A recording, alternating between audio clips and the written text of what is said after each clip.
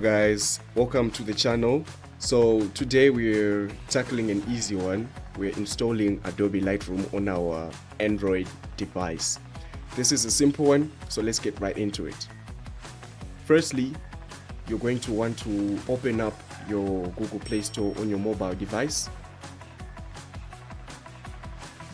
and on the bottom right corner you're going to see the search bar, which you're going to tap and type in Adobe Lightroom or Lightroom.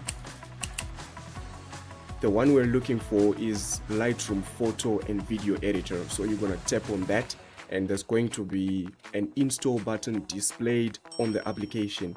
Mine is installed, so everything is okay. You tap on that, it starts pending, and it's going to install right up. From there you start your application and we are editing. So thank you for tuning in, and if you like the content, remember to like and subscribe. If you do have questions, do put them in the comments. I will answer each and every one of them. Yeah, stay wild.